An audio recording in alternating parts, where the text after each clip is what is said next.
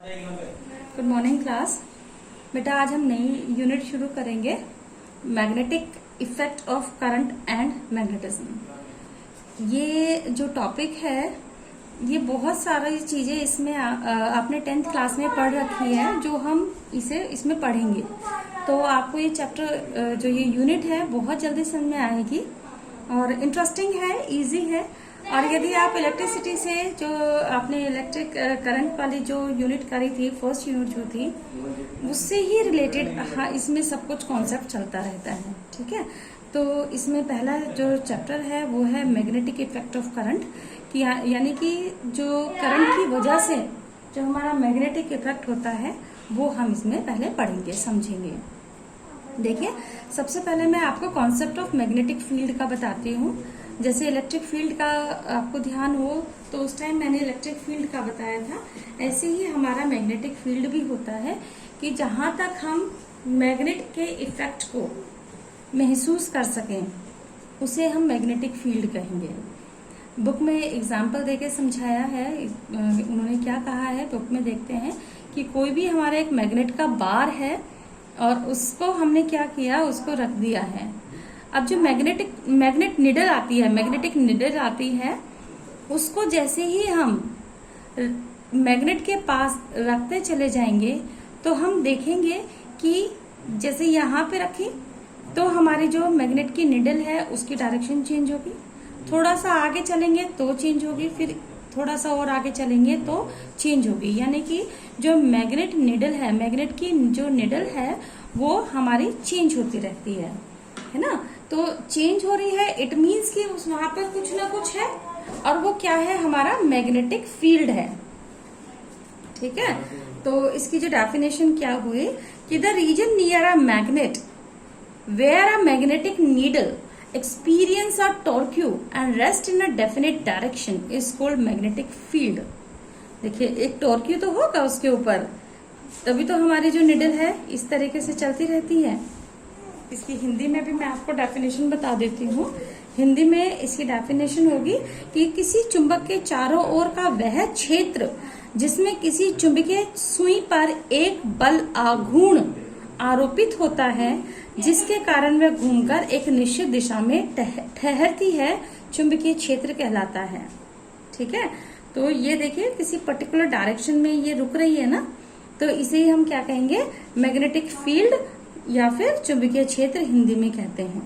ठीक है, अब इस बात को ही एक्सप्लेन करने के लिए हमारे एक साइंटिस्ट हुए हैं ऑस्टेड, उन्होंने बहुत सारे प्रयोग किए, एक्सपेरिमेंट किए। तो एक एक्सपेरिमेंट हमारा ये है जो हम इसमें देखते हैं। इसमें क्या है हमारा कि इस तरीके से वो एक सर्किट बनाते हैं। उसमें क्या करते हैं, कोई भी एक करंट कैरिंग कंडक्टर लेते हैं, ठीक है, और उसका एक जो पोल है उसको तो की से कनेक्ट कर दिया और दूसरे को हमने बैटरी से कनेक्ट कर दिया था ऑस्टेड साहब ने। ठीक है, तो अब क्या हुआ, जब इस की को हम प्रेस करते हैं तो जो हमारा ये जो कंडक्टर है उसमें क्या होगा, करंट फ्लो होगा। तो जैसे ही करंट फ्लो होता था तो जो हमारी चुंबकीय सुई या फिर मैग्नेटिक निडल जो थी उसमें डिफ्लेक्शन फील करते थे वो। जैसे देखिए पहले वाली कंडीशन में उन्होंने क्या किया, सिर्फ वायर एक इस तरीके से बना लिया अपना सेटअप कंडक्टिंग वायर की हेल्प से। तो उन्होंने अपनी की जो है वो प्रेस नहीं की प्रेस नहीं करेंगे, इसका मतलब इसमें जो है हमारा करंट फ्लो नहीं हो रहा। तो जब करंट फ्लो नहीं हो रहा है तो जो हमारी मैग्नेटिक निडल है वो एज इट इज रहती है। अब उन्होंने क्या किया, अब उन्होंने की को प्रेस किया। की को प्रेस करने पर उन्होंने देखा कि जो हमारी जो मैग्नेटिक निडल है उसमें डिफ्लेक्शन हुआ। देखिए उसकी जो मैग्नेटिक निडल की जो सुई है वो चेंज हो गई इसकी डायरेक्शन से। पहले ऐसे रखा हुआ था, अब कैसे हो गई, इस तरीके से हो गई। ठीक, अब तीसरे एक्सपेरिमेंट में उन्होंने क्या किया, जो बैटरी के टर्मिनल थे उनको चेंज कर दिया। ठीक है, तो जैसे उन्होंने फिर से जो की है उसको प्रेस किया तो उन्होंने क्या देखा कि जो मैग्नेट की जो निडल थी, जो डायरेक्शन थी, वो रिवर्स हो जाती है ना। तो इस तरीके से ऑस्टेड एक्सपेरिमेंट कहलाता है हमारा। और इससे हम ये पता करते हैं जो moving charges produce magnetic field in the surrounding space, कि जो चार्ज है, चार्ज मीन्स जो करंट फ्लो हो रहा है, जो चार्ज के फ्लो होने से भी हमारा मैग्नेटिक फील्ड प्रोड्यूस होता है। ठीक है, अब ये इम्पोर्टेंट है, समझना है इसको। हमारा magnetic needle due to a current carrying conductor, या फिर इसको हम बायर-सावर्ट लॉ से भी पढ़ते हैं, कहते हैं, समझते हैं। ये आपने शायद 10th क्लास में पढ़ भी रखा होगा, और यदि नहीं पढ़ रखा हो तो देखिए इसको। ये ऑस्टेड एक्सपेरिमेंट, इसका ही एक्सपेरिमेंट है ये ऑस्टेड साहब का। तो उसमें इन्होंने क्या किया कि कोई भी एक वायर ले लिया, ठीक है, ऐसे कोई भी, तो उसका वायर का इन्होंने छोटा सा जो बिल्कुल स्ट्रेट पार्ट था उसको कंसिडर कर लिया, मान लो डेल्टा एल, उन्होंने इसका स्ट्रेट पार्ट कंसिडर कर लिया, और इस वायर में जो है करंट आई फ्लो हो रही है। ठीक है, अब एक पॉइंट रख दिया कोई भी पी। अब हम ये देखेंगे कि इसकी वजह से इस पी पर कितना इलेक्ट्रिक करंट है, ठीक है, कितना इफेक्ट है इसका, हम ये निकालेंगे। तो इसमें इन्होंने क्या फील किया कि जो हमारा मैग्नेटिक फील्ड है, जो मैग्नेटिक फील्ड है वो इस करंट का, जो इस वायर में जो करंट है उसके डायरेक्टली प्रोपोर्शनल है, यानी कि जितना ज्यादा मैग्नेटिक फील्ड होगा उतना ही ज्यादा करंट होगा। ठीक, दूसरी बात उन्होंने क्या फील करी कि जितना बड़ा वायर होगा, जितना बड़ा एरिया होगा, उतना ही ज्यादा हमारा मैग्नेटिक फील्ड होगा। इसका मतलब delta B directly proportional to delta L के होगा। तीसरा इन्होंने क्या फील किया कि जो ये थीटा एंगल बन रहा है, इसका साइन थीटा डायरेक्टली प्रोपोर्शनल होगा डेल्टा बी के, यानी कि डेल्टा बी मैग्नेटिक फील्ड जितना ज्यादा होगा उतना ही साइन थीटा हमारा कैसा होगा, ज्यादा होगा। ठीक है, तो delta B is directly proportional to sine theta. ठीक है, और इन्होंने क्या फील किया कि ये इस वायर से और पी तक की जो डिस्टेंस है वो आर ली है। ठीक है, कि मैग्नेटिक फील्ड जो है वो इनवर्सली प्रोपोर्शनल होगी आर स्क्वायर के, यानी कि जो डिस्टेंस है उसका स्क्वायर के इनवर्सली प्रोपोर्शनल होगी। ठीक है, अब देखिए डेल्टा बी जो है हमारा आई के प्रोपोर्शनल भी है, डेल्टा एल के प्रोपोर्शनल भी है, साइन थीटा के भी है, और 1/r स्क्वायर के भी है। तो हम क्या करेंगे, इन सबको एक साथ लिख देंगे। Delta B is directly proportional to I delta L sine theta upon r square हमारा हो जाएगा। राइट, अब हम क्या करेंगे, इस प्रोपोर्शनल के साइन को हटा के एक कांस्टेंट लिख देंगे, और वो कांस्टेंट क्या होगा, म्यू नॉट अपॉन 4 पाई, ये हमारा कांस्टेंट है। ठीक है, और इसको क्या बोलते हैं, प्रोपोर्शनैलिटी कांस्टेंट बोलते हैं। ठीक है, हिंदी में इसको बोलते हैं हम अनुक्रमानुपाती नियतांक, इस प्रोपोर्शनैलिटी कांस्टेंट को। ठीक है, और जो म्यू नॉट है वो परमेबिलिटी है, और इसकी जो वैल्यू है वो वैल्यू कितनी होगी, म्यू नॉट की 4 पाई इंटू 10 के पावर -7, या mu naught upon 4 pi is equal to 10 की पावर -7 न्यूटन पर एम्पियर स्क्वायर। ठीक, तो ये आप याद रखेंगे, ये वैल्यूज जो दे रखी है ये सारी वैल्यूज याद रखेंगे। उसके बाद इन्होंने डायमेंशन दे रखी है म्यू नॉट की। डायमेंशन म्यू नॉट की जो होती है कितनी होती है, MLT-2 A-2। ठीक है, अब इन्होंने एक छोटा सा रिलेशन दे रखा है परमेबिलिटी में और परमिटिविटी में।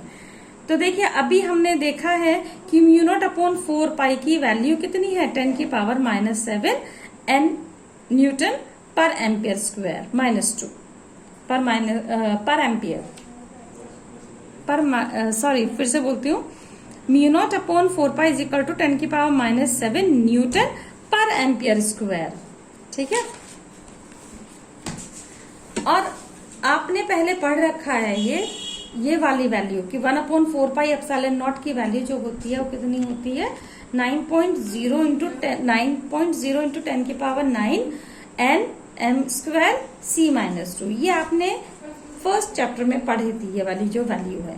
ठीक है, अब हम क्या करेंगे, इक्वेशन 1 को इक्वेशन 2 को डिवाइड कर देंगे, तो उससे हमें इक्वेशन 1 कौन सी है, इक्वेशन 2 तो हमारी ये है, और हमारी इक्वेशन 1 कौन सी है, ये वाली। म्यू नॉट अपॉन 4 पाई वाली, इन दोनों को डिवाइड कर देंगे तो हमें क्या मिल जाएगा, mu naught epsilon naught square, epsilon naught is equal to 10 की पावर -7, 9.0 इंटू 10 की पावर 9। इसे सॉल्व कर लेंगे तो 1 अपॉन 9.0 इंटू 10 की पावर 16। ठीक है, अब इसको देखिए, इस वाली वैल्यू को, ये हमारा क्या हो जाएगा, 9 है तो यानी कि 3 का स्क्वायर इंटू 10 की पावर 16 है यानी कि 16 की पावर 8 का होल स्क्वायर। तो यही यहाँ पे कर दिया। क्यों करा, क्योंकि ये जो है ये स्पीड ऑफ लाइट है और जिसको हम c से रिप्रेजेंट करते हैं, तो mu naught epsilon naught is equal to 1 upon c square के बराबर आ जाएगा। इसकी जगह हम क्या लिख देंगे, c स्क्वायर। तो c क्रॉस मल्टीप्लाई कर दो, c इज इक्वल टू कितना आएगा, 1 upon under root mu naught epsilon naught. ठीक है, तो ये याद रखेंगे आप इस रिलेशन को। दूसरा है हमारा कि ये वाले जो एक्सपेरिमेंट जो अब मैं बताऊंगी आपको, ये आपने 10th क्लास में कर रखे हैं। पहला है ये जो एक्सपेरिमेंट है, ये क्यों है, क्योंकि हम मैग्नेटिक फील्ड निकालना चाहते हैं, किसकी वजह से, करंट कैरिंग कंडक्टर की वजह से। ठीक है, तो पहला जो रूल है वो है right hand palm rule number 1, जिसे हम हिंदी में क्या बोलते हैं, हम हिंदी में बोलते हैं दाएं हाथ की हथेली का नियम नंबर 1। ठीक है, इसमें क्या किया इन्होंने राइट हैंड लिया। ठीक है, इस तरीके से राइट हैंड लेने में जो ये हमारा थंब है ये इस तरीके से रखा है यदि। ठीक है, तो ये जो हमारा ये थंब जो है ये हमारा क्या रिप्रेजेंट कर रहा है, ये डायरेक्शन कर रहा है, किसकी बता रहा है, करंट की, कि करंट जो है हमारी इस डायरेक्शन में फ्लो हो रही है। ठीक है, और ये जो हमारी फिंगर है ये क्या बता रही है, हमारी मैग्नेटिक फील्ड, की मैग्नेटिक फील्ड जो है इस डायरेक्शन में है, और ऊपर की तरफ जो परपेंडिकुलर है वो क्या शो कर रहा है, फोर्स। ठीक है, तो देखिए इस वाले हाथ में इसमें ये हैंड है, तो ये जो थंब है ये क्या दिखा रहा है, डायरेक्शन ऑफ करंट। ये हमारा क्या फील कर रहा है, क्या बता रहा है, मैग्नेटिक, सॉरी ये P जो है ये हमारा क्या कर रहा है, मैग्नेटिक फील्ड हमें बता रहा है, और ये डायरेक्शन ऑफ फोर्स बता रहा है। ठीक है, ठीक है, तो ये हमारे क्या दिखा रहा है, डायरेक्शन ऑफ B। ठीक है, अब दूसरा है right hand thumb rule. Right hand thumb rule क्या बता रहा है, देखिए इस तरीके से, सपोज करो ये वायर है, कंडक्टिंग वायर है कोई भी, तो इसको यदि हम इस तरीके से पकड़ेंगे, इस तरीके से, इस तरीके से यदि हम पकड़ेंगे इसको, तो जो थंब है ये क्या शो करेगा, हमारा करंट की डायरेक्शन। ठीक है, और इसके आसपास का क्या एरिया फील करेगा, बताएगा हमारा मैग्नेटिक फील्ड। और ये जो लाइनें हैं ये इस तरीके से जो हमने इस तरीके से जो पकड़ा, ये क्या कहलाएंगी, हमारी मैग्नेटिक लाइंस कहलाएंगी। मैग्नेटिक फील्ड जो है ये बताएगा कि मैग्नेटिक फील्ड कहाँ पर है। ठीक है, उसके बाद हमारा है Maxwell's right hand screw rule. ये भी बिल्कुल हमारा इस तरीके से ही है कि जो ऊपर की तरफ है इस तरीके से यदि हम किसी भी स्क्रू को पकड़ते हैं तो ये हमारा क्या दिखाता है, करंट की डायरेक्शन, और ये क्या कहलाता है, मैग्नेटिक लाइन ऑफ फोर्सेस कहलाती हैं।